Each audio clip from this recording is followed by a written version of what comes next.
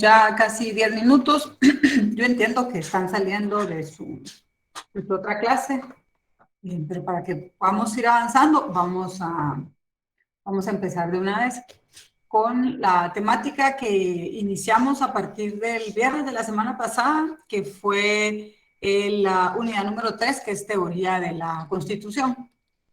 Yo volveré a pedirles y a recalcarles, mis queridos chicos, que se puedan conectar con sus pantallas y que cuando pidan la palabra lo hagamos en orden y activen sus micrófonos.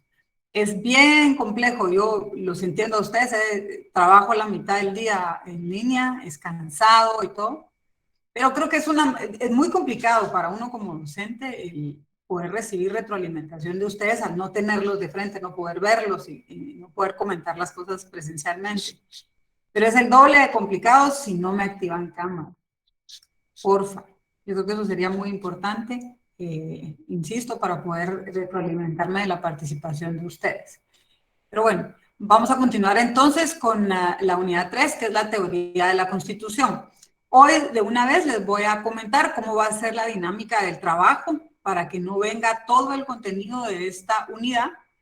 Vamos a tomar ahí las solicitud que nos hizo Emerson, creo que fue el que habló la semana pasada, pidiendo que no fuera tan complejo o tan extenso. Ya el material de hecho lo es, entonces vamos a tratar de combinar una de las necesidades que plantea esta materia, bueno, y de hecho todas las materias en derecho, que es la lectura de la norma. Y acá es indispensable que nosotros podamos ir leyendo la Constitución. Entonces vamos a combinar un poco esto, el diseño del trabajo va a combinar que ustedes puedan leer lectura con la Constitución, así que se los voy a plantear ya cuando estemos terminando la clase, para que ustedes empiecen a prepararse, y yo les mandaré siempre a través de la plataforma del Classroom cómo va a estar el desarrollo del trabajo. Así que lo vamos a conversar hoy de una vez. La semana pasada, el viernes, iniciamos los 12 ya, imagínense, 12 temas que tenemos en la unidad de la teoría de la Constitución.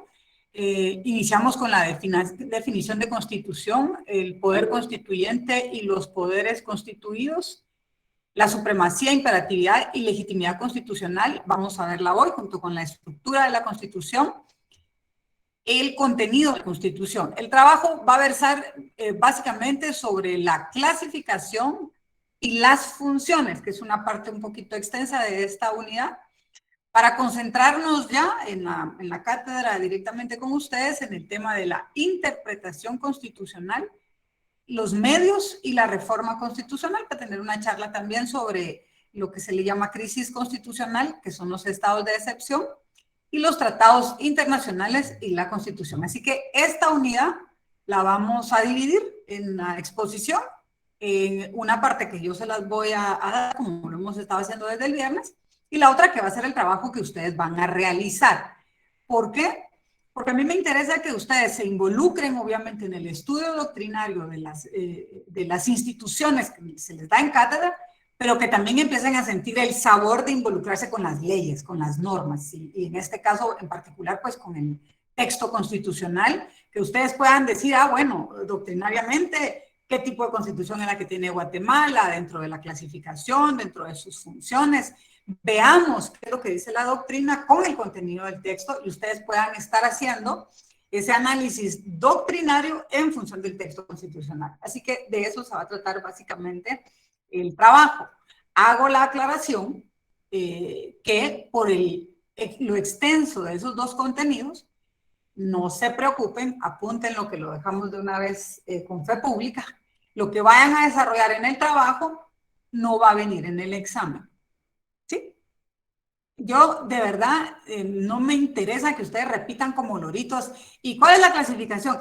Las constituciones pueden ser, y que lo estén repite y repite. La repetición, el tema de la memoria repetitiva acá, yo creo que no es el ideal en una cátedra. Lo importante es que ustedes entiendan, hagan propios los conceptos y lo puedan advertir no porque lo aprendieron como loritos, sino porque hacen suyo el análisis de lo que se les está planteando en la cátedra y lo puedan advertir cuando ustedes lean historia, lean el constitucionalismo de otros países y agarren una constitución y digan, bueno, la de este país es flexible, ¿verdad?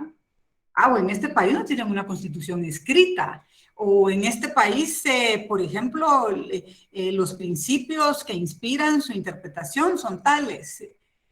Me explico. Eso es lo que yo necesito, que ustedes puedan sentirle el sabor a la doctrina, pero en el estudio que van a hacer directamente de las instituciones y de las figuras que tiene el texto constitucional guatemalteco. La semana pasada conversamos someramente sobre la definición de constitución, que es cómo se trabaja en la doctrina, cuál es el planteamiento que se hace en la doctrina sobre la noción general de constitución. Avanzamos también sobre los conceptos doctrinarios, ojo, conceptos doctrinarios del término constitución, porque hoy vamos a conversar también de conceptos doctrinarios, y dentro de ellos está don Carlitos Marx y don Hans Kelsen, pero de el poder constituyente. Lo que vimos la semana pasada, y lo tienen en el material que les envié, es los conceptos doctrinarios sobre el término constitución. Hoy vamos a abordar, repito, sobre los conceptos doctrinarios del poder constituyente, que fue donde nos quedamos. Así que yo les recomiendo y les pido, porque esta parte sí la estoy exponiendo, no va a estar en el trabajo, que ustedes puedan darle una leidita a esto, ¿verdad? Hablamos de los conceptos doctrinarios de constitución según Carlos Marx, Hans Kelsen, Eduardo Couture, Rudolf Sment, las corrientes del pensamiento socialista y las corrientes del pensamiento liberal.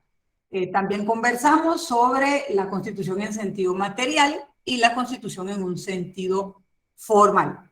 Ojo que esta clasificación entre el sentido formal y el sentido material no es únicamente propio de la materia constitucional. Eso es para todas las normas en estudio doctrinario, siempre advierten la clasificación entre normas formales y normas materiales, o el sentido formal y el sentido material de una norma. Conversamos sobre el poder constituyente y la clasificación doctrinaria sobre el poder constituyente originario y el poder o los poderes constituidos o poderes constituyentes derivados. ¿Hay alguna duda sobre los poderes constituyentes que vimos la semana pasada?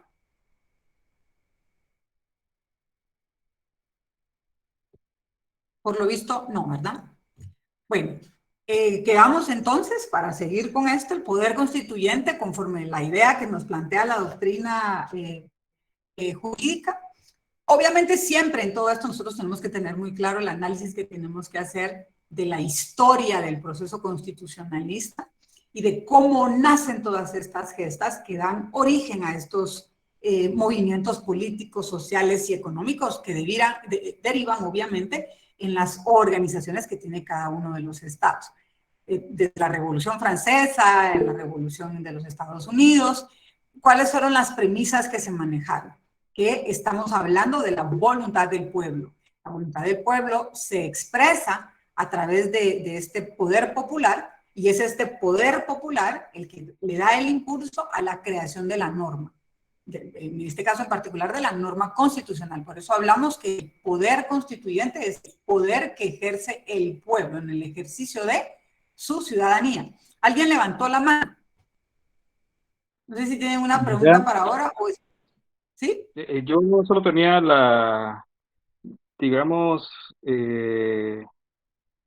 la duda de que prácticamente hay dos, o sea, necesito confirmación de parte suya, hay dos poderes que son los que modifican la Constitución y el tercero es prácticamente para que se ejerza el poder. El ¿Cómo tercero que es así? No te... los poderes constituidos. Como ¿Sí? tenemos el originario, el derivado y los constituidos.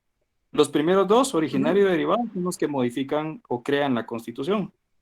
Y ¿Sí? el tercero, que es el constituido, es el que sirve para que se ejerza el poder cumpliendo la Constitución que ya se estableció anteriormente. Vamos a ver, te la voy a plantear así, Anderson.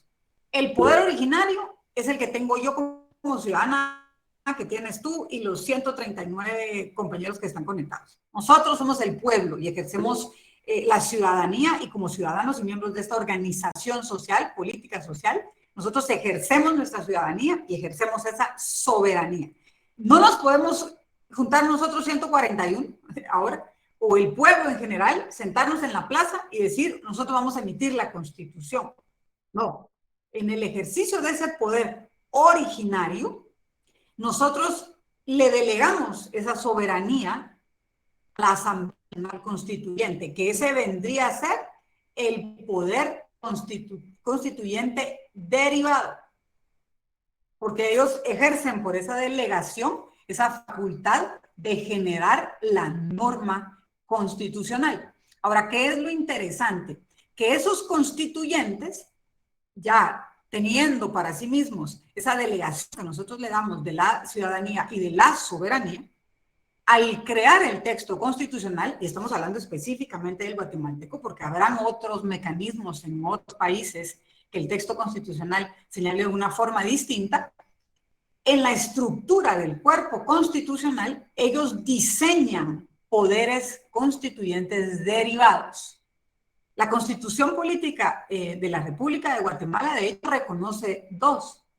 Reconoce una Asamblea Nacional Constituyente que eventualmente tendría que integrarse para modificar una porción específica de la Constitución, y reconoce como poder derivado también al Congreso de la República.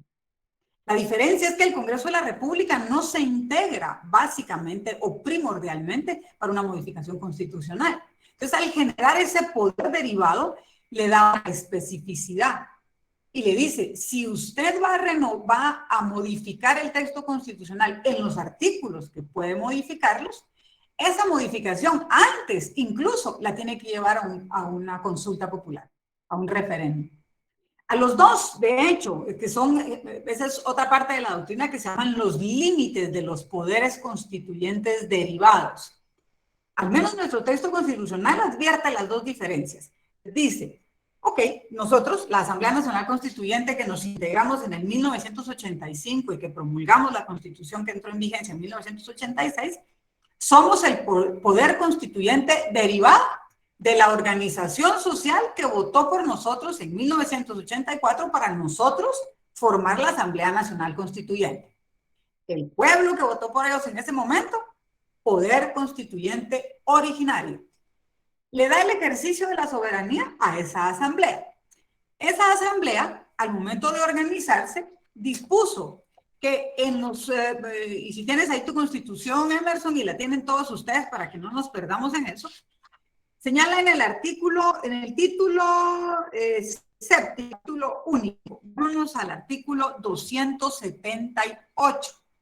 Dice, para reformar este o cualquier artículo de los contenidos en el capítulo 1, título 2 de esta Constitución, que es la parte dogmática de la Constitución, es indispensable que el Congreso de la República, fíjense, el Congreso, con el voto afirmativo de 2/3 partes de miembros, convoquen a una asamblea, Asamblea Nacional Constituyente. Es decir, bueno, señores, vamos a modificar la parte dogmática de la Constitución, pero como nosotros como Congreso no podemos hacerlo, convoquemos a la Asamblea Nacional Constituyente. Y esa convocatoria sí y solo sí se puede dar si tenemos las 2/3 partes del total de los diputados que integran el Congreso de la República. Cuando el Congreso de la República hace esta convocatoria, emite un decreto de convocatoria, y ahí es donde viene el límite al poder constituyente derivado. ¿Por qué? Porque la Asamblea Nacional Constituyente que se convoque para ese efecto solamente puede considerar los artículos que ese decreto de convocatoria dice que van a ser modificados. ¿Quién puede leer el artículo, por favor? ¿Ciento cuánto me dijo? Lo leo yo. 208, Emerson. Sí, no sé si lo va a leer Emerson. O si quieren lo leo. Sí, dale. Que lo lea la compañera. No, dale. Me encanta que se 208. peleen por leer. 208. 78. 78. 78, muy bien. 278. Pero 278. No, la mía llega hasta el 208. Lo leo yo mejor. La Constitución. Sí, sí. Sí, Elsa, dale. El título 7. 278 El título 7. constituyente. Para reformar este o 278. cualquier artículo de los contenidos en el capítulo 1 del título 2 de esta Constitución, es indispensable que el Congreso de la República, con el voto afirmativo de las 2/3 partes de los miembros que lo integran, convoque a una Asamblea Nacional Constituyente. En el decreto de convocatoria señalará el artículo o los artículos que haya de revisarse y se comunicará al Tribunal Supremo Electoral para que fije la fecha en que se llevarán a cabo las elecciones dentro del plazo máximo de 120 días, procediéndose en los demás conforme a la ley electoral constitucional. Perfecto. Y le pone, de hecho, el artículo, Emerson, si tienes mala tu constitución, te voy a regalar una, la pasas a recoger a la U. Tienes que tener No, todos es que tenía son la 280. ley del organismo, Bien, judicial, pero ya está. tengo la Constitución. Perfecto. Ajá, Son ya la tengo. 281 artículos tiene la Constitución, más el título octavo, que son disposiciones finales y transitorias, que por la naturaleza, de hecho, ya perdieron vigencia, que eran un total de 27. Bien lo interesante ahí, porque es bien importante que ustedes entiendan qué es el poder constituyente originario y cómo se constituyen o de qué se tratan los poderes constituyentes derivados. Ya ven, en Guatemala se reconoce, en principio, en el artículo 141 constitucional, el poder constituyente originario, al señalarles que la soberanía radica en el pueblo. Entonces, ¿qué es lo que ocurre? Yo lo delego en la Asamblea Nacional Constituyente y la Asamblea Nacional Constituyente emite la Constitución que ya encontró Emerson y tiene ahí leyendo. Esa Asamblea Nacional Constituyente reconoce a los dos poderes constituyentes derivados, porque dice, si usted quiere formar el capítulo 1, título 2, parte dogmática de la Constitución, lo puede hacer y el Congreso convoca a la Asamblea. En la convocatoria tiene que ponerles plazo, tiene que decir cuáles son los artículos que se van a reformar y de una vez tiene que decir al Tribunal Supremo Electoral, haga el proceso de elección, porque acuérdense que ese poder constituyente derivado, como depende de nosotros como ciudadanos, tenemos que votar para elegirlos. Lo que pasa es que eso no se ha dado desde la Constitución de 1985. ¿Y qué ocurre con estos diputados? Es bien interesante porque de hecho puede seguir funcionando el Congreso y puede seguir funcionando la Asamblea Nacional Constituyente porque no puedes tener una dualidad y ser diputado al Congreso y a la Asamblea. Son cargos distintos. A los que se eligen para integrar la Asamblea Nacional Constituyente tendrán que ser otros que se postulen, pero no puedes estar en los dos organismos al mismo tiempo. No obstante, los organismos pueden ejercer funciones de manera simultánea y las calidades que se exigen para ser diputado de la Asamblea Nacional Constituyente son las mismas que se exigen para ser diputado de la Constituyente. Ese es un mecanismo de modificación, pero ojo, esa asamblea solo va a modificar aquellos artículos que el Congreso de la República le diga que son los que se van a plantear para modificación en el decreto de convocatoria. ¿Por qué lo que dispone la Asamblea Nacional Constituyente luego no se lleva a referéndum? Porque nosotros ya estamos votando por ellos. Ya le estamos dando directamente esa voluntad para que ellos la ejerzan en la emisión de esa modificación. Pero ahora que ya tienes la Constitución, Emerson, lee el artículo 280. 280 dice reformas por el Congreso y consulta popular. Para cualquier otra reforma constitucional, será necesario que el Congreso de la República la apruebe con el voto afirmativo de las 2/3 partes del total de diputados.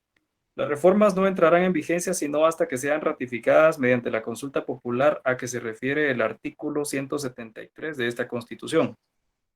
Si el resultado de la consulta popular fuere de ratificación de la reforma, esta entrará en vigencia 60 días después que el Tribunal Supremo Electoral anuncie el resultado de la consulta. Ok, ¿qué te dice el 173? Procedimiento consultivo. Las decisiones políticas de especial trascendencia deberán ser sometidas a procedimiento consultivo de todos los ciudadanos. La consulta será convocada por el Tribunal Supremo Electoral a iniciativa del presidente del Congreso de la República, del presidente de la República o del Congreso de la República, que fijarán con precisión las preguntas que se someterán a los ciudadanos. La Ley Constitucional Electoral regulará lo relativo a esta institución.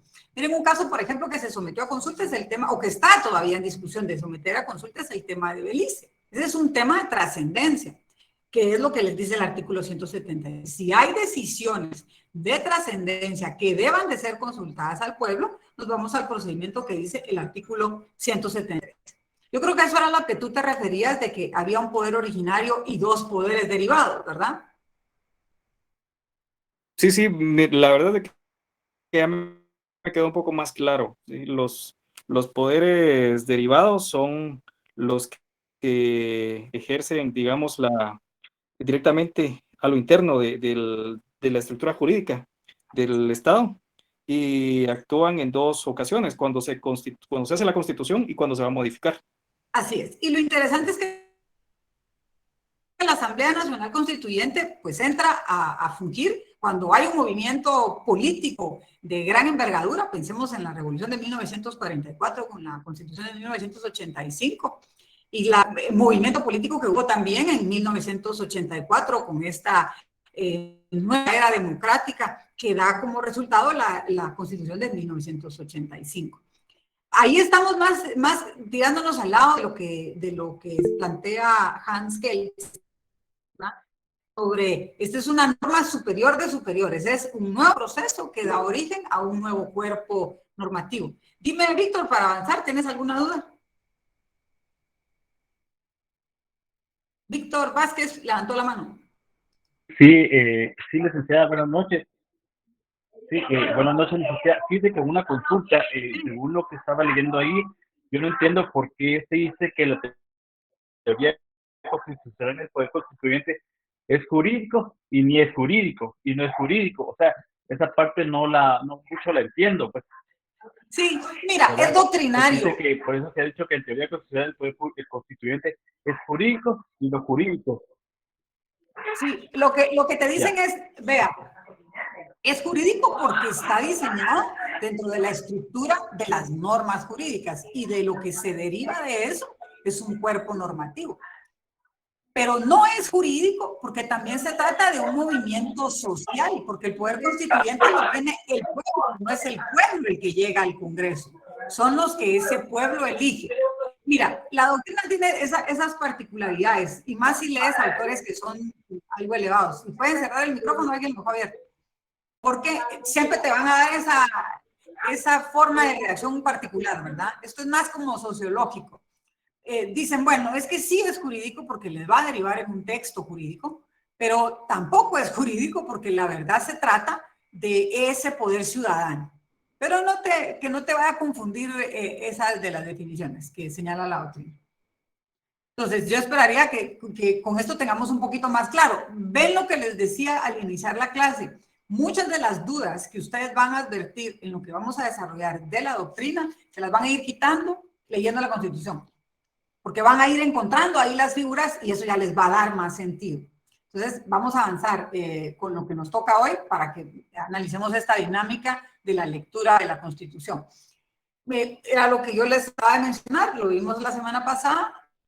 Por ejemplo, la revolución de 1871 que condicionó la Constitución de 1879, la de octubre del 44 condicionó la de 1945, los movimientos del 54, la del 56, y así hasta llegar al texto constitucional que tenemos hoy por hoy.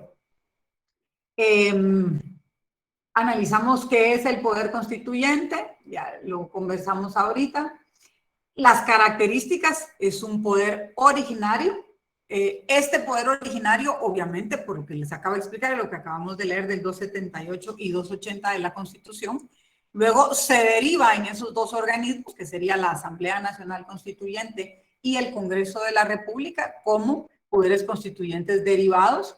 Es independiente, no se supedita a ningún poder, es permanente, porque se lo tiene de manera permanente el pueblo, y es algo inalienable porque nadie se lo puede enajenar al pueblo.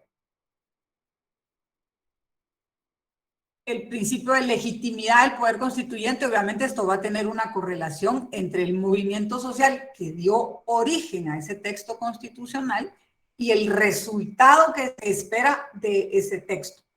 Vamos a poner eso en términos ejemplificativos. Si nosotros vemos todo el movimiento social que se dio en México a principios del siglo pasado, que viene desde las entrañas de los movimientos sociales de la clase laboral. ¿Qué es lo que nosotros esperamos de un movimiento social que lo que le aqueja es una serie de injusticias hacia los trabajadores y hacia la clase pobre y la clase baja en México? Pues obviamente una constitución de corte social. ¿A qué nos referimos con la legitimidad de ese poder constituyente de ese momento específico en México? Nadie hubiera esperado que el producto que sale de esa constituyente mexicana fuera una constitución de corte liberal. Obviamente vamos a esperar una constitución de corte social. Entonces es básicamente la valoración que vamos a tener en la elaboración de esas normas, porque lo que esperamos es que se legitime lo que se buscó en el movimiento social. Ese resultado lo vamos a advertir en el texto constitucional que se apruebe parte de ese poder constituyente derivado. ¿Quién pidió la palabra? Ah, no, alguien se unió, no pidieron la palabra. Bueno, vamos a platicar entonces, ahora sí ya entrando en lo que nos quedamos, de las teorías del poder constituyente. Insisto, para que no nos confundamos, hablamos ya de lo que doctrinariamente 4 doctrinarios y 2 corrientes hablan sobre la teoría de la Constitución, cómo advierten un texto constitucional. Y ahora vamos a hablar de las 4 teorías que hablan sobre el poder constituyente. Vamos a tener básicamente la teoría racional de Emmanuel Sieyès, que esta es una teoría francesa, la teoría fundacional de Maurice Horiou, la teoría normativista de Kelsen, la existencial decisionista de Carl Schmitt y la teoría materialista de Marx, Lenin y Lassalle. No se preocupen, tampoco es nada del otro mundo. Uno advierte por las corrientes que se dieron en las constituciones en las épocas de estos doctrinarios, más o menos cómo es la idea de ellos. Sí, advertimos, por ejemplo, lo que señaló Sieyès. Lo de Sieyès es bien interesante porque Emmanuel forma parte de todo el movimiento de la enciclopedia francesa, que no es más que todo este grupo de ideólogos que le dan sustento a la Revolución Francesa. Entonces, para Sieyès, que él sienta las bases en varios de sus libros sobre el principio de la soberanía y cómo la soberanía radica en el pueblo. Es bien interesante porque cuando él habla del ciudadano y del pueblo, habla de la nación. Entonces dice, lo primero es la nación. El término de él o los planteamientos de él son de un raciocinio bien crudo, ¿verdad? Acá las leyes emanan de una voluntad. Y esa voluntad es la voluntad del pueblo. La voluntad del pueblo se expresa a través del ejercicio de la soberanía. Y esa soberanía es una nación. La nación es ante todo y es el origen de todo. Ojo, cuando nos referimos a todo, ese todo es la organización política, ¿sí? Entonces lo que él dice es, si es la voluntad del pueblo y es la voluntad de la nación, perfecto. Entonces, este es el poder constituyente. Y él plantea, obviamente, como les digo, forma parte de este movimiento de ideólogos de la enciclopedia francesa, que lo que plantea es, bueno, siempre y cuando esa voluntad, ese poder constituyente que viene de la nación, divida las partes en las que tiene que estar constituido el Estado, ¿verdad? La organización del Estado y las funciones de estos organismos del Estado. Ustedes se dan cuenta, acá no hablan de la parte dogmática, ¿ya? Porque recuerden que en Francia nosotros tenemos en el 1879 la Declaración de los Derechos del Hombre y del Ciudadano, y luego vemos la promulgación de una constitución. Ellos tienen este juego en cuerpos normativos en donde está el reconocimiento de los derechos fundamentales y el cuerpo constitucional en donde está la división de los poderes y la organización o funciones que tienen esos poderes. Eso es básicamente lo que expone Emmanuel Sieyès en cuanto a la teoría racional. Y si les voy a preguntar algo de eso, va a ser lo que ustedes tienen ahí. Esta no es una clase para que nosotros entremos a escudriñar los postulados, los enunciados y el origen de cada una de las doctrinas. Vamos solo a ver por encima lo atingente a las materias que nos atañen por el tema del poder constituyente. Luego advertimos esta de Maurice Joriou, que es la de la supralegalidad constitucional. Yo si les puedo dar claves para que ustedes logren tener una mejor comprensión de las teorías, váyanse al título, ¿verdad? La de Sieyès, que fue la que acabamos de mencionar. Él básicamente les dice, mi idea es racional, es muy simple. ¿Es la nación?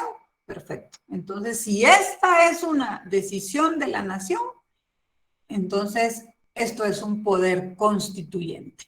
Solo que, ojo, esa decisión nosotros sí la tenemos que enmarcar dentro de ese excesivo raciocinio de Emmanuel Sieyès para encauzarla a definir las funciones de las organizaciones y cómo es que éstas van a interactuar. Lo demás, el cuerpo dogmático, que es el reconocimiento de los derechos, lo tenemos en la Declaración de los Hombres y el Ciudadano. Entonces, por eso es que su teoría es en excesivo racionalista, práctica, ¿verdad? Ahora, ¿qué es lo que nos dice Maurice Joriou? Él habla de la supralegalidad. Si nosotros aquí nos estamos refiriendo a que tenemos una norma que lo que va a definir son los fundamentos de un régimen, los principios de un régimen, pues entonces atendemos a la corriente de Maurice, es la super o supralegalidad constitucional. Si es eso lo que en el contexto de la nación y en el ejercicio de la soberanía se va a discutir, pues entonces nosotros estamos ante la doctrina de Maurice.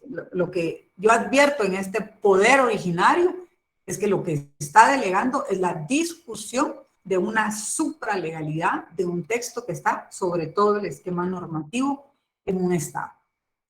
Y luego advertimos la de el tan comentado doctrinario en el derecho. Ustedes van a ver que en todas las clases les van a estar hablando de Hans Kelsen. Él desarrolló muchas teorías en las instituciones jurídicas. Es el creador de la teoría pura del derecho. ¿Y qué es lo que él señala?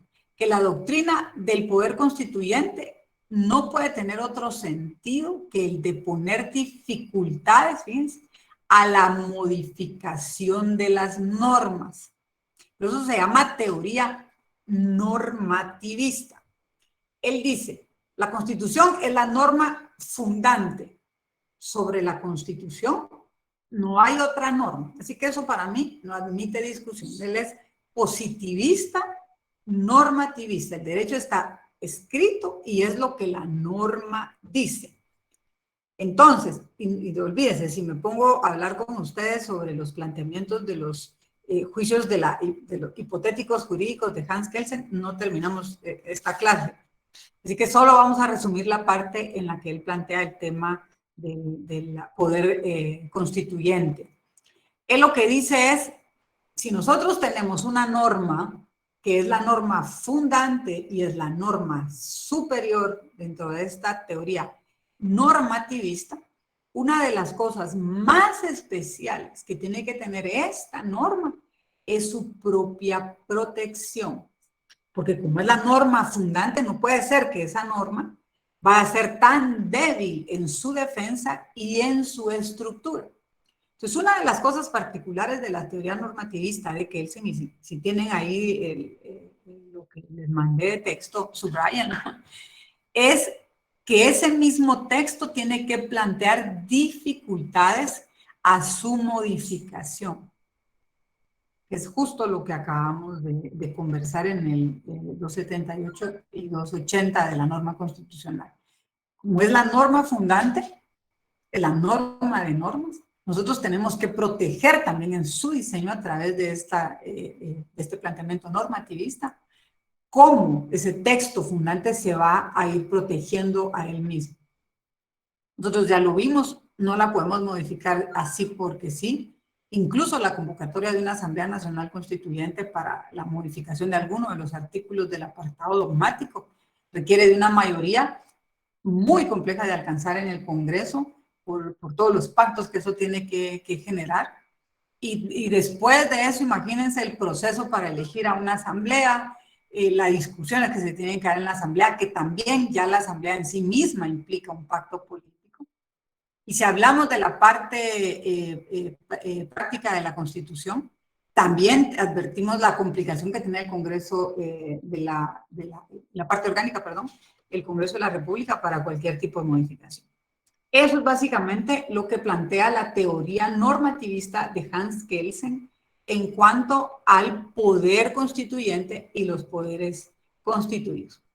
Y por último, la teoría antes de pasar a la socialista, vamos a hablar de la teoría existencial decisionista de Carl Schmitt.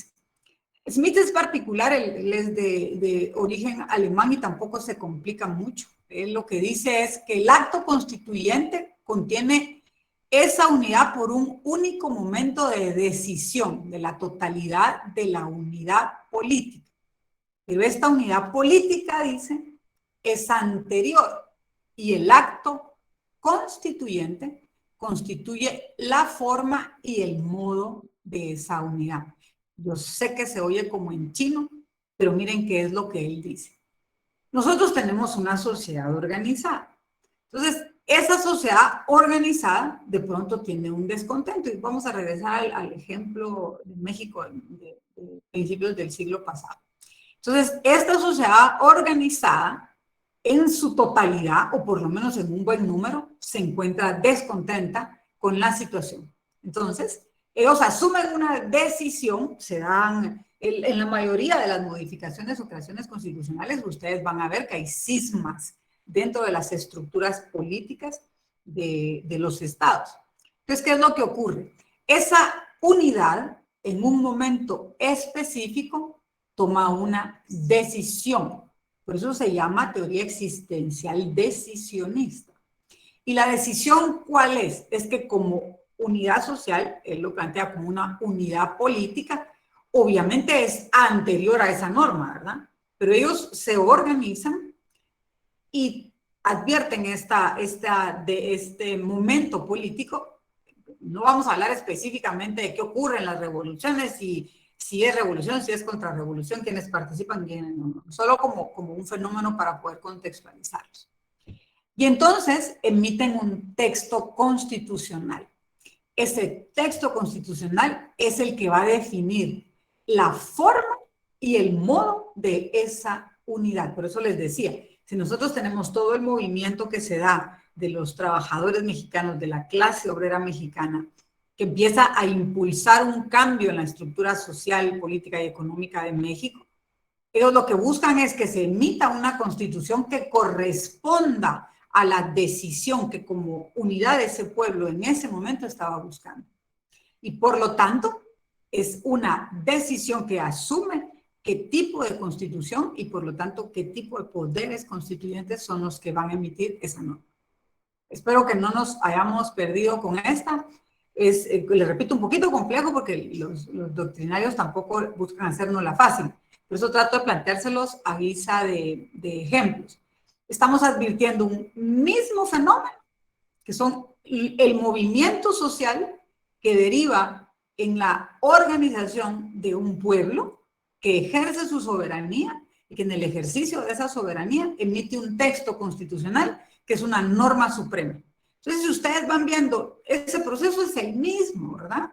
Se organiza el pueblo, hay una gesta, hay una modificación, se ejerce la soberanía a través del poder derivado, hay una Asamblea Nacional Constituyente y se promulga un texto constitucional como norma suprema.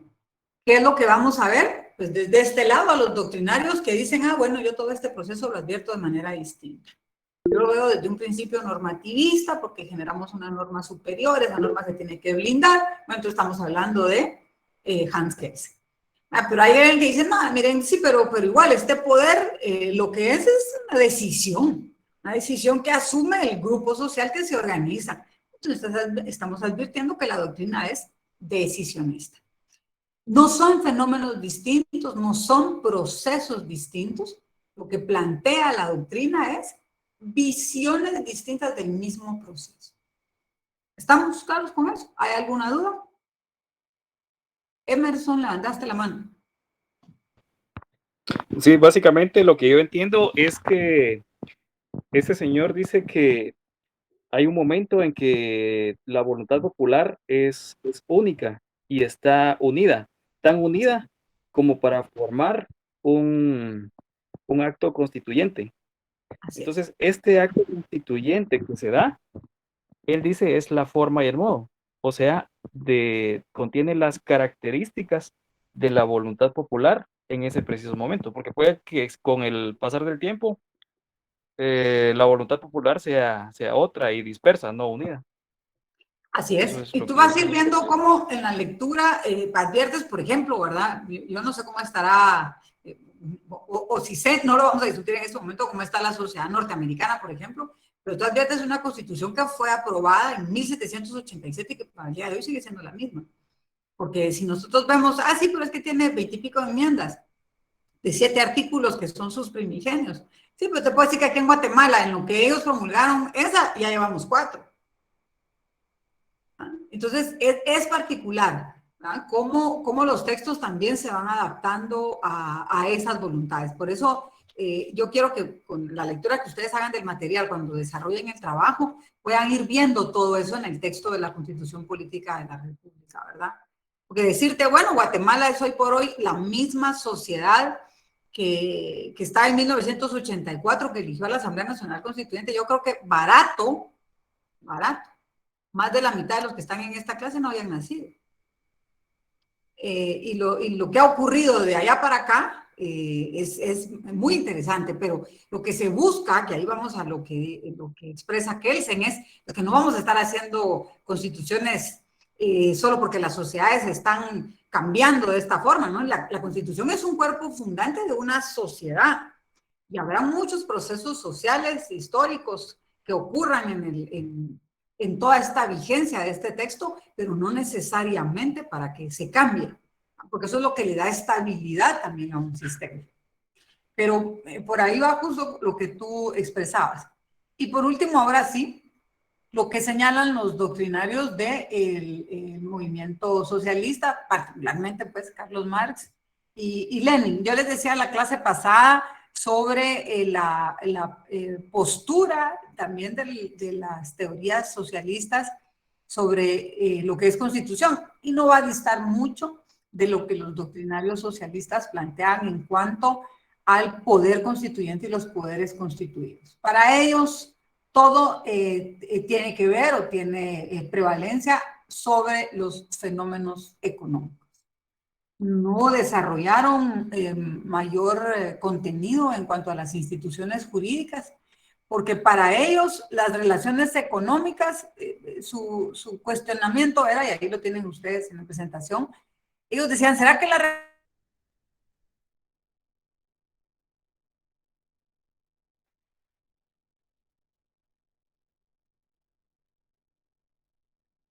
nace sobre si es la norma fundante, si el principio es normativista, si es una adhesión? No, ellos se van a, miren acá, lo que señala cuál es el poder originario, cómo se establecen los poderes derivados, los límites de los poderes derivados, lo fijan las fuerzas económicas.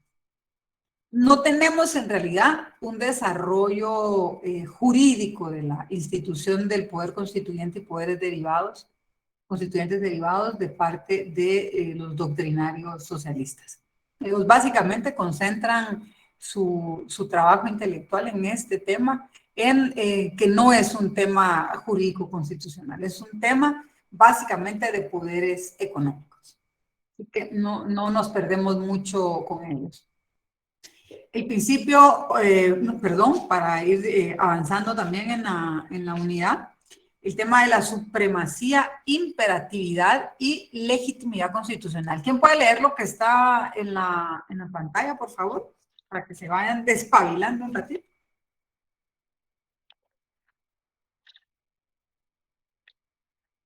Eso está en la pantalla. Cualquiera que abra el micrófono, por favor. Licenciada, buenas noches, ¿me permite? Por favor, Rina. Sí, gracias. La supremacía de la Constitución tiene su origen principal en la fuente de la que proviene, entendiendo que dicha fuente es el poder constituyente y esto es lo que le da de carácter de superioridad sobre toda otra clase de normas que no tienen esa fuente originaria dentro del ordenamiento jurídico. Dicha supremacía se inspira en los principios políticos, constitucionales y sociales que son determinantes. La soberanía popular como base de la organización política de la comunidad. La primacía de la persona humana sobre las instituciones del Estado y el régimen de legalidad solamente justificado por su legitimidad. Que no es más que lo que hemos estado hablando, ¿verdad? Muchas gracias, Rina. Para servirle. ¿Sí? No, para servirle. Gracias. ¿Por qué la norma constitucional es suprema, imperativa y goza de la legitimidad que goza dentro de un sistema jurídico? Por su origen, por su fuente, porque deviene de este poder constituyente original que es el pueblo, que se organiza, que elige a un órgano específico para el diseño de un texto constitucional como parte de un pacto político. Como todo esto está inspirado en esos principios políticos, en estos movimientos sociales que se constitucionalizan a través del diseño de esta norma fundante superior, pues eso la hace de cumplimiento imperativo. Todo el sistema jurídico tiene que venir en esa lógica del cumplimiento de los principios, valores que están señalados en el texto constitucional. Yo creo que si ya tenemos bien claro cuál es el poder constituyente originario, cómo actúan los poderes constituyentes derivados, logramos entender con mejor claridad por qué el texto constitucional, y que esto es un tema no solo de teoría constitucional, sino de realidad constitucional, se reconoce como suprema, imperativa y legítima.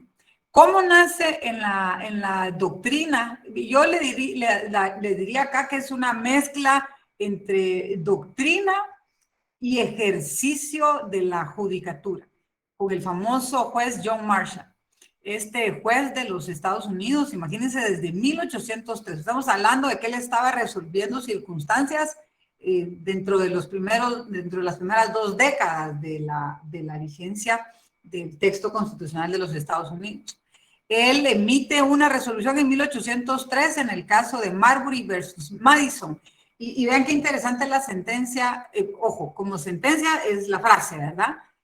La Constitución es superior a toda ley ordinaria de la legislatura. Entonces, ¿qué fue lo que señaló el juez John Marshall?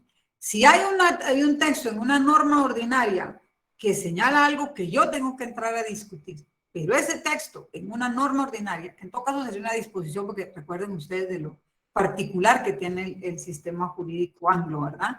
Ellos se basan mucho, o se basan básicamente en los precedentes de la judicatura, pero ellos tienen un texto constitucional. Dicen, disculpen, pero cualquier controversia que yo tenga entre una disposición que se ha dictado o entre una normativa que tenga en el Estado, o incluso alguna resolución que haya existido, que sea contraria al texto constitucional, simple y sencillamente yo no voy a aplicar, porque la Constitución es superior a toda ley ordinaria de la legislatura. Y luego vamos a ir desarrollando otras figuras que nacen a partir del principio de la supremacía, imperatividad y legitimidad del texto constitucional, como son la figura de la inconstitucionalidad general y total y las inconstitucionalidades parciales, o las inconstitucionalidades en casos concretos, porque pueden haber circunstancias en que cierto texto de una norma, para un caso específico, su aplicación se advierta de inconstitucionalidad. Y esto viene de esto, de que no puede existir una norma ordinaria que sea superior a lo que señala el texto constitucional. No pueden contrariar el sentido que está contenido en el texto de la Constitución. Así y de ese calibre es de importante que ustedes conozcan el texto constitucional, los principios, valores que se encuentran contenidos en él. Ustedes van leyendo toda la normativa de carácter ordinario, pueden ir advirtiendo y decir, bueno, veamos, ¿verdad? Si es que esto a mí me suena que puede ser inconstitucional, ¿qué es lo que dice la Constitución dentro de los principios que esto tiene que aplicarse? Y por decirle ahí, les estoy mencionando algo excesivamente simple. Si ustedes se fueran a ver ya en la aplicación procesal de cada una de las instituciones de las normas ordinarias de carácter procesal, les digo, es bien complejo poder ir advirtiendo cómo en la aplicación de casos concretos esto puede contrariar a las normas constitucionales. Entonces, eso es básicamente la supremacía, imperatividad y legitimidad del texto constitucional. Para que nos vayamos adentrando en esta dinámica en la que yo quiero que ustedes se involucren, que es el poder jugar con la doctrina y su norma, quisiera que me lean el artículo 44 de la Constitución Política, por favor, para cerrar con ¿Me esto. permite leerlo, licenciada? Por favor, sí. Artículo 44. Derechos inherentes a la persona humana. Los derechos y garantías que otorga la Constitución no excluyen otros que, aunque no figuren expresamente en ella, son inherentes a la persona humana. El interés social... Son inherentes, no inherentes, inherentes. Así es. Gracias, licenciada. El interés social prevalece sobre el interés particular. Serán nulas ipso iure las leyes y disposiciones gubernativas o de cualquier otro orden que disminuyan, restrinjan o tergiversen los derechos que la Constitución garantiza. Por favor, subrayen el tercer párrafo del artículo 44. Son nulas ipso iure. ¿Qué significa eso? De pleno derecho. Todas las leyes, no dice todas, son nulas ipso iure las leyes y las disposiciones gubernativas o de cualquier otro orden que disminuyan, restrinjan o tergiversen los derechos que la Constitución garantiza. Algo más para que nosotros discutamos si el texto constitucional es supremo. O sea, no importa cómo lo pongan, cuántos lo pongan y quiénes lo firmen. Si esto disminuye, restringe o tergiversa los derechos que están contenidos en la Constitución, simple y sencillamente son nulos. Por favor, lean ahora el artículo 175. Cualquiera que tenga ahí su Constitución.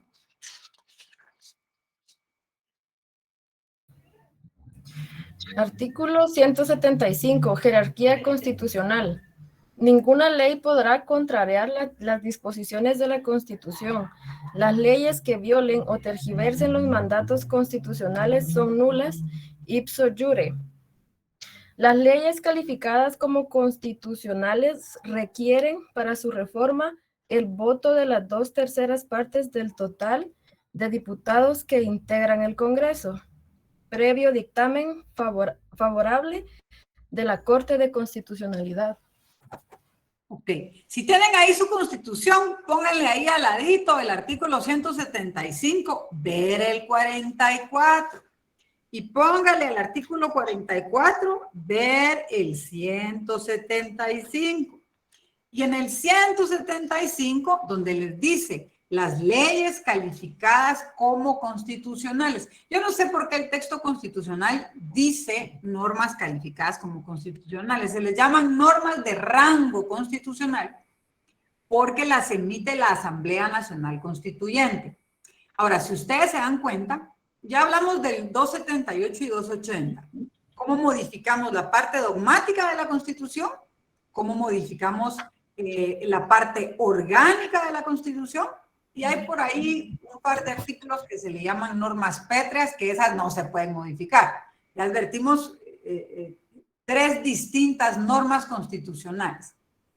Recalco, y recalcaré, y seguiré recalcando para que no se nos olvide, la parte dogmática, que solo la puede modificar una Asamblea Nacional Constituyente debidamente convocada por el Congreso de la República con un decreto que le va a decir qué artículos son los que va a entrar a conocer.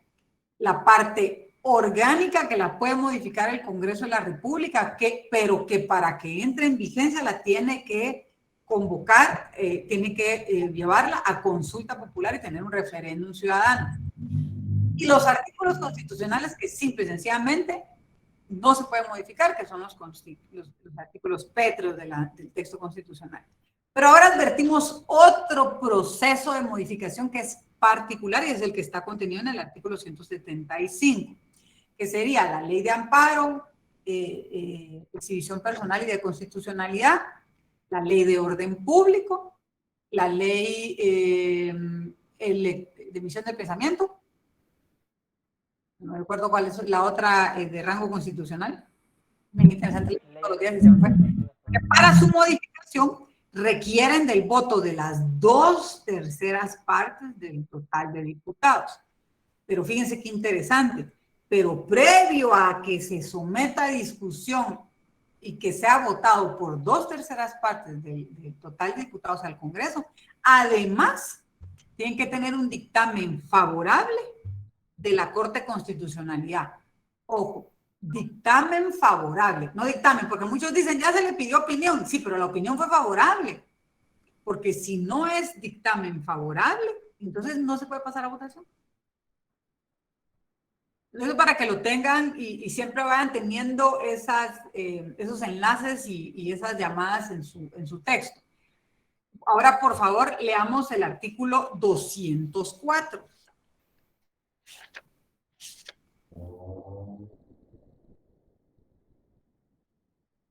No se peleen por leer, por favor. Artículo 204. Condiciones esenciales de la administración de justicia. Los tribunales de justicia en toda resolución o sentencia observarán obligadamente el principio de que la Constitución de la República prevalece sobre cualquier ley o tratado.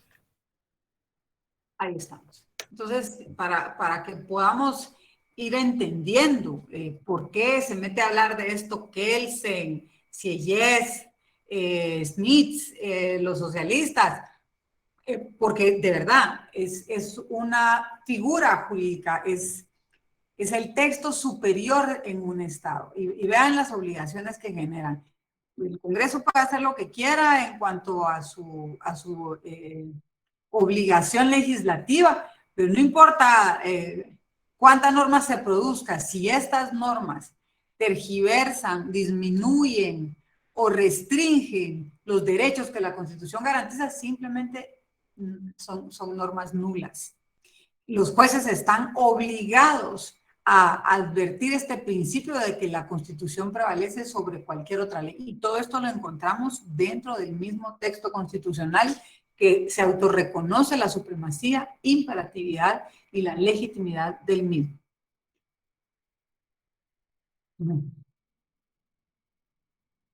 Miren, yo no recuerdo en qué clase alguien me hacía esta pregunta sobre qué consideraba yo del tema de la preeminencia de los convenios y tratados internacionales frente al texto constitucional sobre materias de derechos humanos.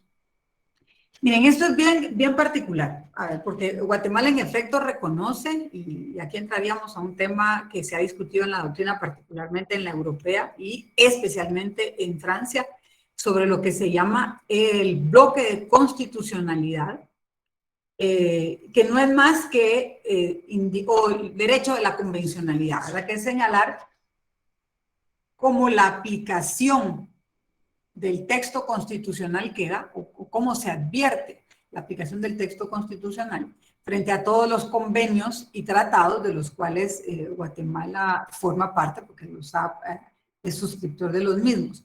¿qué es lo que nos dice el texto constitucional? Pues básicamente, ¿verdad?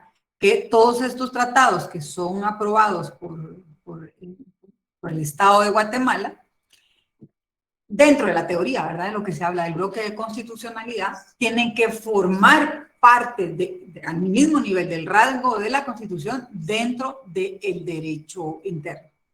Yo quiero, porque no vamos a entrar a hablar en detalle sobre toda la teoría del bloque de constitucionalidad frente a los principios de la supremacía constitucional, comentarles que aquí hay algo muy particular sobre el nacimiento de esta doctrina y de estas figuras de la convencionalidad.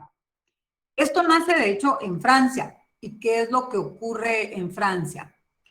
Ellos, si no estoy mal, fue en 1946, emiten una constitución que tiene la particularidad que es una constitución eminentemente orgánica. No es una constitución que desarrolle, como la que tenemos nosotros, todo el enunciado dogmático. Ellos el enunciado dogmático lo reconocen en las constituciones anteriores a esta constitución de 1946.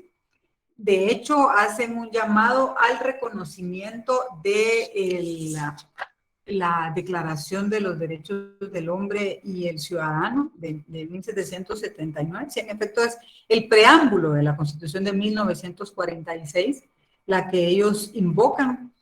Y en su diseño, básicamente lo que se discute es la organización del poder público. Entonces, ellos en realidad no tienen en su texto constitucional todo el apartado dogmático. Entonces, los doctrinarios en Europa, e insisto, esto nace en Francia, empiezan a hablar, ellos primigeniamente hablan de una figura que se llama bloque de legalidad. Yo les comenté también que es en Francia en donde nacen todos los principios del derecho administrativo, del droit administrativo. Y lo que ellos planteaban dentro del principio de legalidad es, miren, el bloque de legalidad o el principio de legalidad que iba inspirado más en el tema del derecho administrativo, que no era más que todo el derecho que se advierte como parte de la administración pública tiene que ser inspirada al servicio hacia el ciudadano. Y tratan de integrar todas las normas que rigen el sistema administrativo bajo esos principios.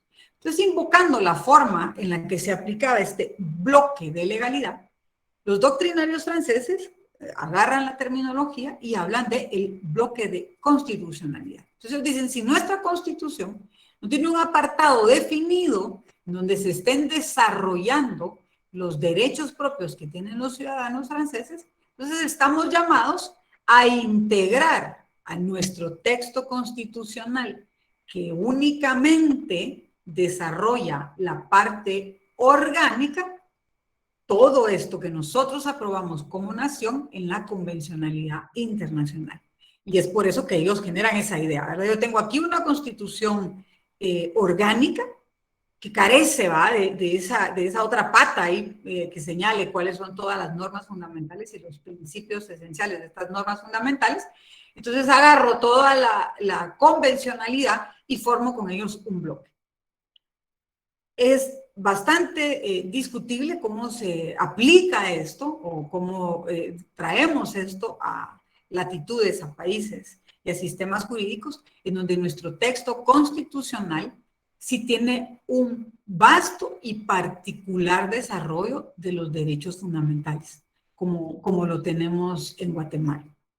El texto constitucional nuestro reconoce, sí, que nosotros estamos llamados y obligados a conocer de todo el tema de la convencionalidad y a buscar esa paridad normativa, esa integración normativa entre el texto constitucional y el desarrollo que se encuentra dentro de toda la convencionalidad. Para mí era importante que ustedes supieran, conocieran y entendieran cómo es que nace esta figura jurídica o este desarrollo doctrinario, mejor, no figura jurídica, sino el desarrollo doctrinario de lo que se denomina el bloque de constitucionalidad.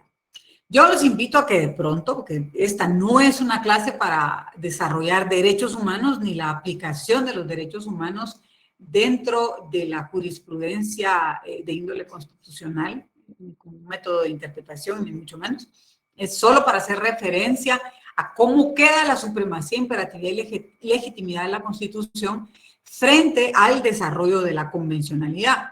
Yo les puedo decir, por ejemplo, y en el texto les planteo dos ejemplos, cómo se estipula en Bolivia, que Bolivia, que tiene una historia constitucional de las más particulares en el continente, es bien convulsa, y su última reforma, de hecho, desemboca en una parte del texto en donde se señala que los tratados y convenciones internacionales en materia de derechos humanos y las normas de derecho comunitario que se ratifican en Bolivia forman parte del bloque de constitucionalidad dentro de Bolivia. Pero eso lo dice el texto constitucional. O, por ejemplo, en Argentina, que la forma en la que se redacta es bastante particular, no es como dice el texto guatemalteco. En Argentina, la Constitución de forma expresa dice que el derecho convencional forma parte del texto constitucional. O sea, están metiendo el texto a la misma Constitución, forman parte del texto constitucional todos estos convenios y tratados. Y ahí, verán, surgen algunos casos prácticos que son interesantes de analizar. Por ejemplo, en el caso de Nicaragua, que ellos tienen también esta equiparación o esta concreción de los textos de la convencionalidad a su normativa constitucional.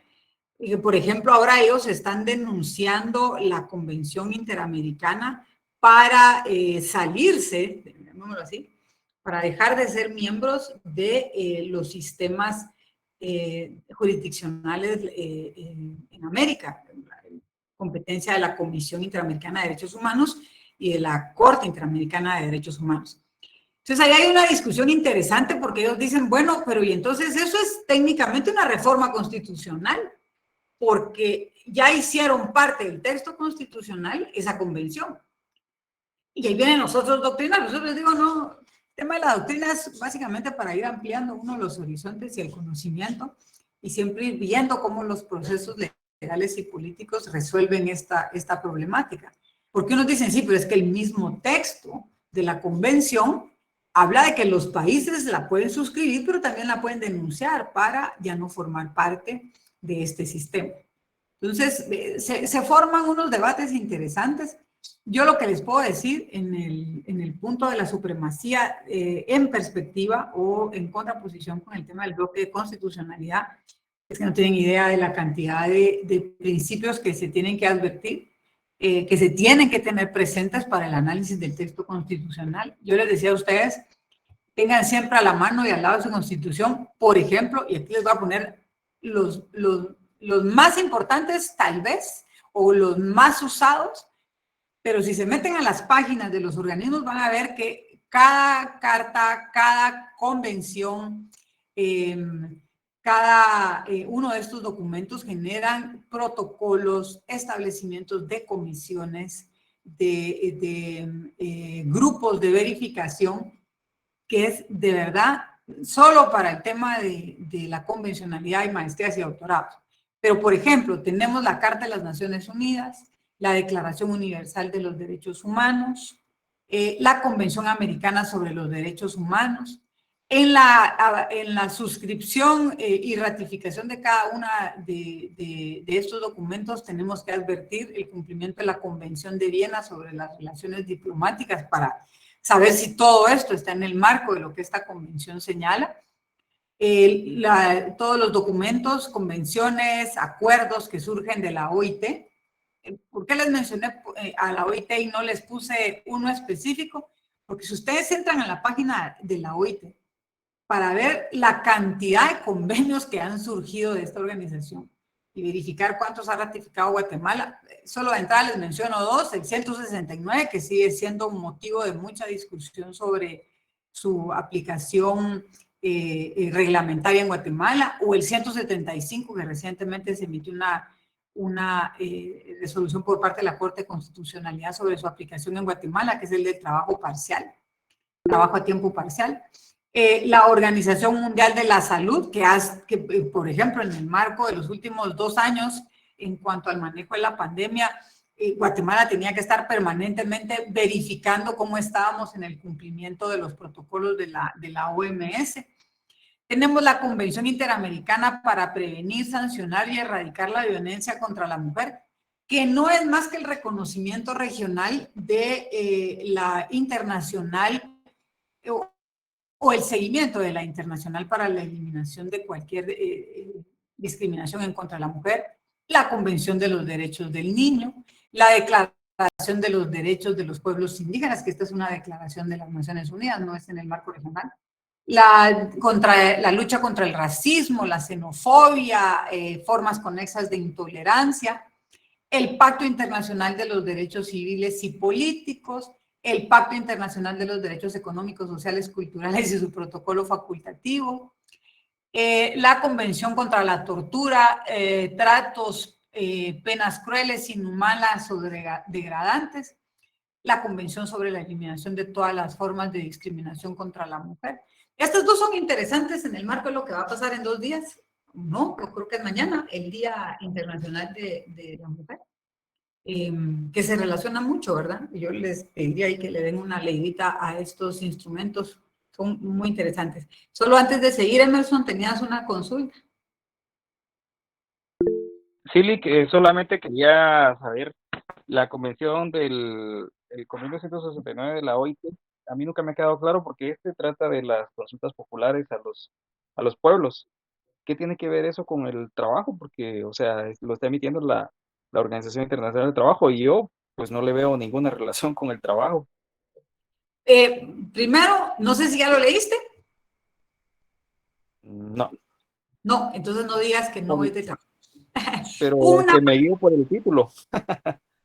No, pero es que el convenio 169, una parte del convenio 169 regula lo relativo a las consultas a los pueblos originarios o nativos cuando una actividad específica en su localidad pueda afectar recursos de esa localidad. Es uno de los enunciados del convenio 169. Nunca te vayas por el título, siempre investiga. Verifica de qué se trata porque sí es mucho más complejo que eso. El tema que genera más debate, y te diría acá en Guatemala que ha generado debate, es sobre el mecanismo para consultarle a los pueblos indígenas. ¿Sí? Pero miren, la imagen que tienen ustedes ahora, lo que tienen ahí, no es ni una quinta parte. O sea, esto es bien complejo, el tema de la convencionalidad. ¿Qué les puedo decir como un rasgo interesante y que esto sí forma parte de una experiencia personal en la administración pública? Es que no todo se relaciona al texto constitucional. Es decir, todo lo que se genera a nivel de la convencionalidad es básicamente, bueno, pues, estados del mundo, organicémonos. Hay situaciones complejas que se están dando a nivel mundial y que nosotros en este concierto de países y en esta organización que tenemos como países debemos de afrontar. Vamos a ver, unos de los que vemos acá en la pantalla.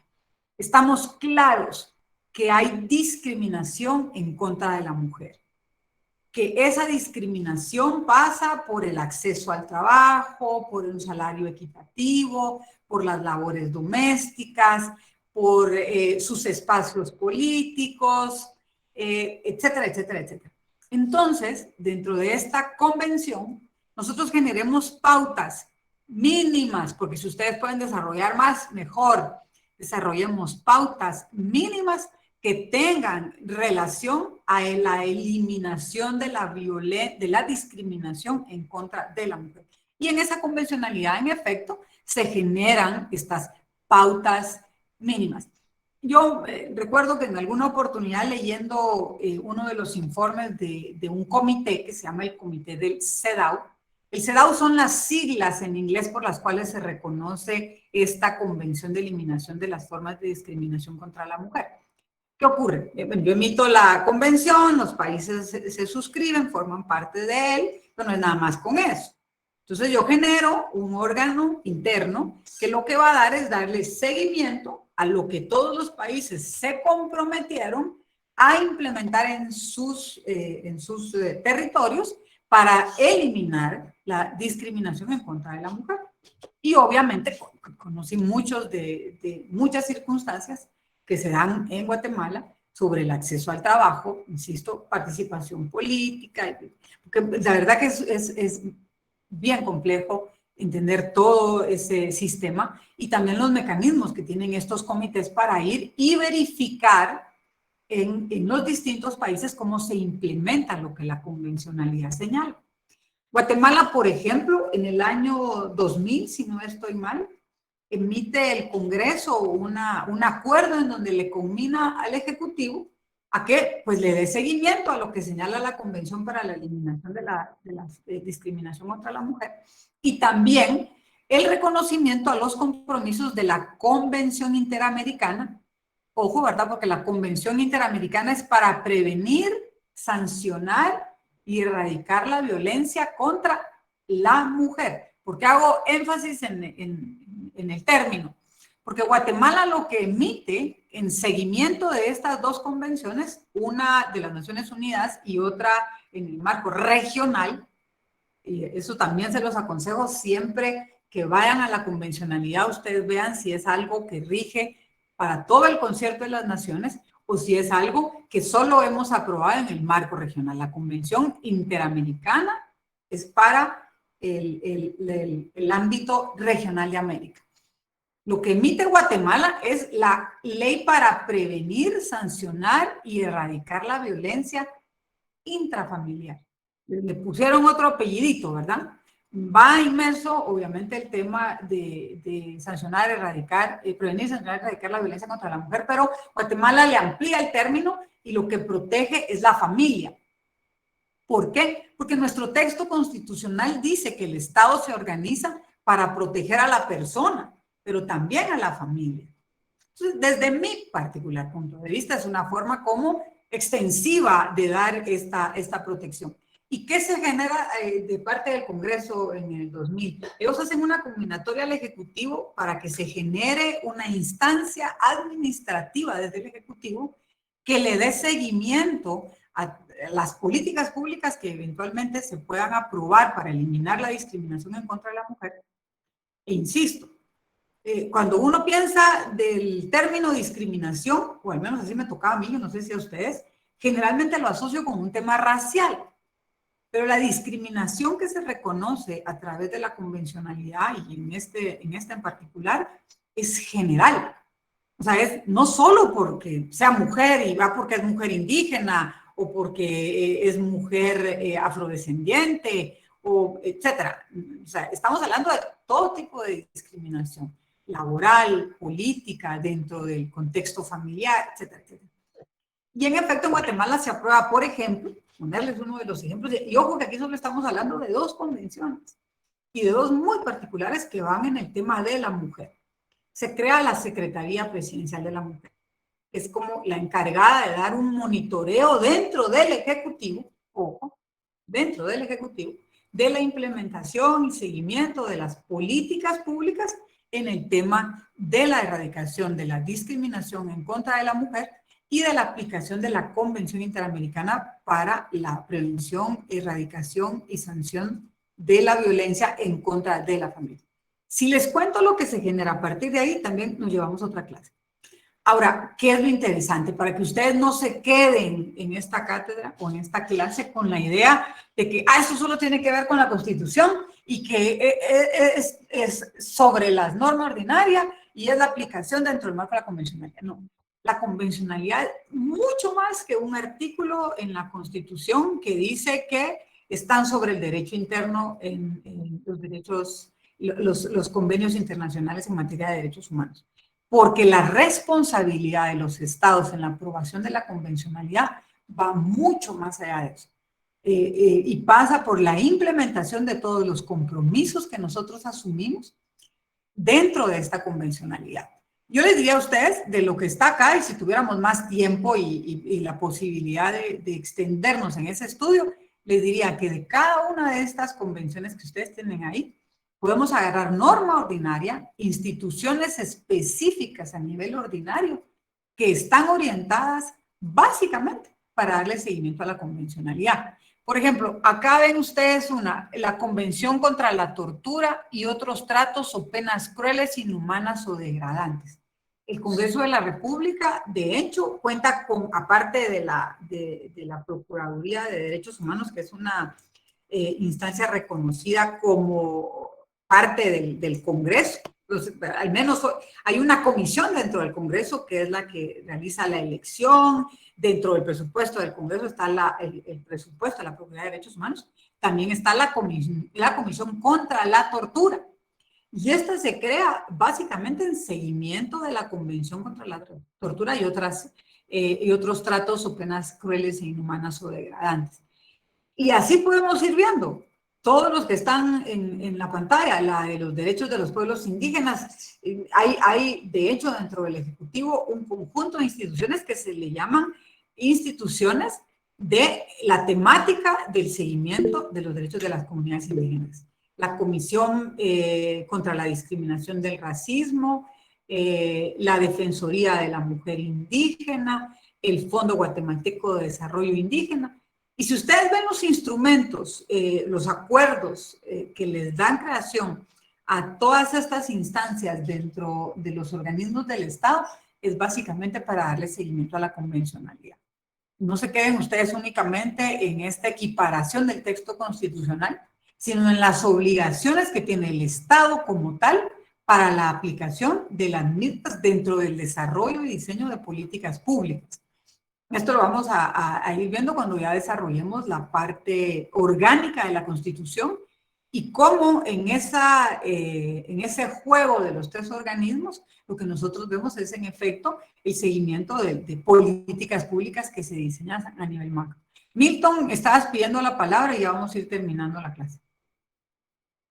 Buenas noches, licenciada. Efectivamente estaba viendo tanto que hay en cuanto a recursos a derechos humanos, pero si Guatemala por lo menos cumpliera los mínimos de lo que todo eso pide, creo que nosotros podríamos bien ser un país donde no existiera la pobreza, no hubiera desnutrición. ¿De qué sirve que a Guatemala se vaya aceptando tanto tratado si al final no se cumple nada?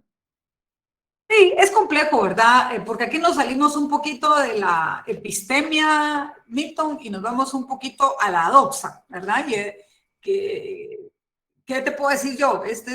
Yo me circunscribo acá a hablarte de epistemia. Lo que nosotros especulemos o no ya es un tema de doxa, y yo acá no podría discutirte esto. Lo que sí te diría es que no seamos tan localistas, porque tú te refieres en exclusivo a Guatemala. Esto es un comentario personal. En una oportunidad estaba leyendo el informe del CEDAW, en efecto, del seguimiento a la convencionalidad contra la discriminación, y pues lo que nosotros vemos siempre en comunidades de Guatemala, ¿verdad? Poco acceso a la educación, por ejemplo, en las comunidades rurales, sí, pero en las comunidades rurales, primero que se eduque el hombre, después la mujer. Acceso al trabajo, primero que trabaje el hombre, después la mujer. Porque de hecho, a la mujer, qué bueno si te consigues tu buen marido, mira. Pero el que tiene que ir a trabajar es el hombre. Entonces, hay una lógica muy particular también dentro de cada uno de los países y las sociedades, que es un reconocimiento de costumbres, ¿verdad? Yo siempre discutí y en algún momento lo puse sobre la mesa con los encargados de la convencionalidad en materia indígena, ¿verdad? Porque yo estoy llamada a respetar costumbres, usos y tradiciones. Trabajé en un segmento del Ministerio Público en el interior del país. Y ahí es un tema de costumbre, muchas de las lógicas que se dan del rol de la mujer. Que tampoco voy a discutirlo ahorita, que estamos en epistemia. Pero leyendo la convencionalidad decía, bueno, sí, el informe tampoco es tan halagador de cómo lo estamos manejando en Guatemala. Pero te digo, yo estaba viendo seguimientos de otros países, africanos particularmente, en donde en este siglo todavía practican la ablución. ¿Ustedes saben qué es la ablución? ¿No? Cose. No, licenciada. No le Es el Hay sacrificio. dos variantes, que es el corte de los genitales femeninos o coser los genitales femeninos. Eso es parte de los informes del CEDAW para otros países que también, al igual que Guatemala, son suscriptores de la convencionalidad. O, por ejemplo, los matrimonios arreglados en menores de 10 años, que pasan no solo por las niñas, sino por los niños también. Yo te digo, lo que se busca a nivel de la convencionalidad, Milton, es en efecto generar compromisos de los países, sentimientos de reciprocidad, de solidaridad, de apoyémonos, démosle seguimiento, yo te recomiendo, yo te traslado mis experiencias y todo, pero decir que esto es un problema exclusivo de Guatemala, que Guatemala no cumple la convencionalidad, que Guatemala no implementa en sus políticas la convencionalidad, yo creo que tampoco es tan justo, ¿verdad? Esto es un tema global, que no nos podríamos quedar solo con un análisis por ahí. Y dándole seguimiento un poquito, creo que fue Emerson, no sé quién señalaba esto del 169. Miren ustedes que son chicos informáticos ya que nacieron con la tecnología aquí. De verdad, solo busquen, tecleen y léanlos. No prejuzguemos solo por lo primero que leemos, indaguemos, investiguemos. El convenio 169 es bien interesante, el convenio 175 sobre tiempo parcial, que son los dos que les podía mencionar ahora, porque son los que están en mayor discusión, para que ustedes puedan ir entendiendo que las discusiones no son solo muchas veces sobre el texto completo, ¿verdad? Son pasajes los que hacen que de pronto su implementación dentro de los estados sea tan particular. Así que eso se los dejo como una exhortativa para que ustedes los puedan ir revisando.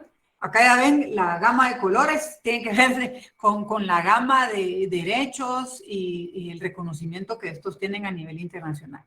Yo lo voy a dejar acá para que continuemos en la próxima clase, terminando ya el tema de la supremacía con el bloque de constitucionalidad, para trabajar la estructura de la Constitución, el contenido de la Constitución, y luego vamos a pasar yo creo que va a ser lo primero que conversemos en la próxima clase del viernes, probablemente estén ya sus notas para esa clase, cómo va a ser la dinámica del trabajo. Vamos a atender ahí lo que su defensor oficioso, Emerson creo que fue, pidió para que no sea algo tan complejo, pero sí quiero que sea algo más activo, ¿verdad? Que ustedes puedan encontrarle un poco más de sentido y de sabor y puedan involucrarse más en la lectura del texto constitucional, confrontándolo con lo que vamos desarrollando en la doctrina.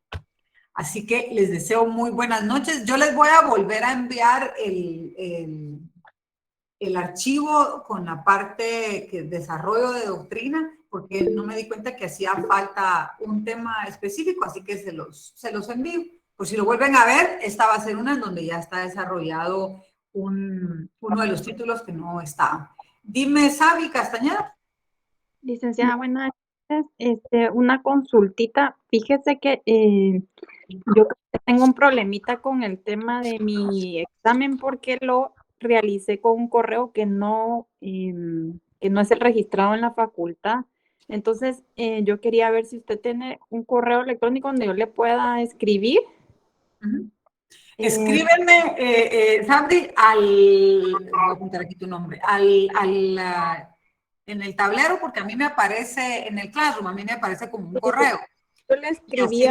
Porque de hecho se conectaron 200, la clase nunca superamos los 260, pero en el examen había más de 250 y me aparecieron 280. Entonces puede ser que me haya entrado en efecto la que tú enviaste, así que déjame verificarlo. Pero mándame un correo o mándame un mensaje en el Classroom. Ah, ok. Le voy a escribir entonces ahí, le dejo mis datos para que usted pueda revisar, porque sí, en otra clase me surgió el mismo problema y me pusieron, no apareció mi nota, sino que aparecía como no se presentó, entonces tengo pena con... Es que mira, el que tú ingreses con un correo que no es el tuyo, es como que no fueras a la Universidad de San Carlos, sino que fueras a otra. Sí, yo creo que Es indispensable que ustedes, si van a hacer algo en la plataforma, lo hagan con el correo que tienen registrado, porque es la forma como yo me puedo comunicar con ustedes.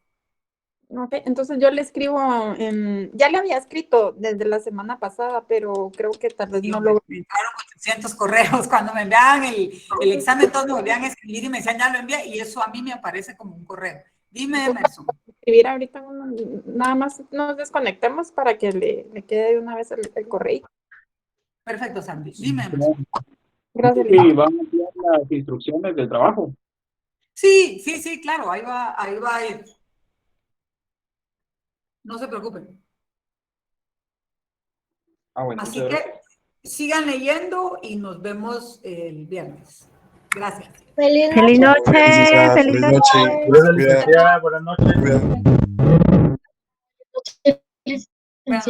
Buenas noches.